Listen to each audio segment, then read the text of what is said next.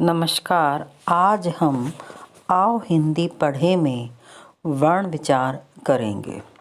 तो आइए देखते हैं वर्ण क्या होते हैं। वर्ण विचार व्याकरण का एक अंग है।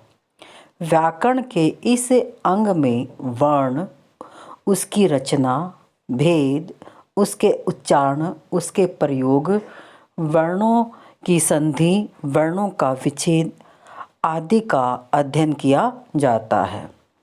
शुद्ध उच्चारण एवं वर्तनी के लिए इसका अध्ययन बहुत ही जरूरी होता है। यह भाषा के अध्ययन की पहली सीढ़ी होती है। कहने का अर्थ है कि वर्ण विचार व्याकरण का जरूरी अंग होता है और जब तक हम वर्णों के बारे में नहीं जानकारी प्राप्त करेंगे तब तक हमें व्याकरण के बारे में ज्ञान नहीं होगा। इसीलिए व्याकरण में वर्ण विचार को भाषा की पहली सीढ़ी कहा जाता है। आइए अब देखते हैं वर्ण की परिभाषा। वर्ण भाषा की उस मूल ध्वनि को कहते हैं जिसके खंड या टुकड़े ना किए जा सके। अर्थात वर्ण भाषा की वह छोटी से छोटी ध्वनि होती है जिसके कोई भी खंड या कोई भी टुकड़ा नहीं किया जा सकता। वर्ण की कुछ प्रमुख विशेषताएं होती हैं, जैसे वर्ण भाषा की सबसे छोटी इकाई है, जो मैंने आपको अभी बताया था। इसके खंड या टुकड़े नहीं किए जा सकते। हर वर्ण को एक निश्चित चिन्ह द्वारा लिखा जाता है और वर्णों के मेल से शब्द का निर्माण होता है। शब्द के निर्माण में वर्णों की संख्या एक भी हो सकती है और एक से अधिक भी हो सकती, जैसे एक, पा, जा, खा, पा इत्यादि। दो वर्ण जैसे नल, गज, घर, मित्र, गति, काला, पीला इत्यादि। तीन अक्षरों वाले शब्द भी हो सकते हैं, जैसे कमल, जलज, कविता, बिजली, कमान इत्यादि। चार अक्षरों वाले शब्द भी हो जाते हैं, जैसे पनघट, नभचर, अजगर, पकवान, समवेत इत्यादि। पांच अक्षरों वाले शब्द भी हो सकते हैं, जैसे जगमोहन, अयोगवहा, अतिरिक्त, पंचायत घर इत्यादि। कहने का स्पष्ट अर्थ यह है कि एक अक्षर वाले शब्द भी होते हैं और अनेक अक्षरों वाले भी हो सकते हैं। अब हिंदी भाषा में 6 या उससे अधिक अक्षरों वाले शब्दों का प्रयोग बहुत ही कम किया जाता है। अब हमने इसमें देखा था वर्ण की परिभाषा और वर्ण की मुख्य विशेषताएं। अब हम देखेंगे वर्ण माला किसे कहते हैं। वर्णमाला दो शब्दों के मिलने से बना है, वर्ण और माला। जिस तरह मोतियों या फूलों को एक सूत्र में पिरोने से माला का निर्माण होता है, ठीक उसी तरह वर्णों को क्रमबद्ध रूप से रखने से वर्णमाला का निर्माण होता है।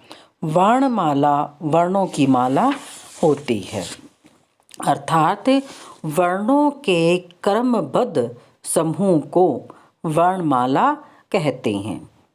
हिंदी में वर्णमाला की जो संख्या होती है उसमें स्वर 11 होते हैं और 33 व्यंजन होते हैं। 4 संयुक्त व्यंजन होते हैं और कुछ जो ध्वनियाँ हैं वर्णमाला की वो आगत हैं। और आइए अब हम पहले हिंदी के जो वर्णमाला हैं उन्हें देखते हैं। अ, आ, ई, उ, री, ए, ऐ, ओ, औ ये हिंदी के 11 स्वर हैं। अंग और अह ये आयोग वह कहलाते हैं।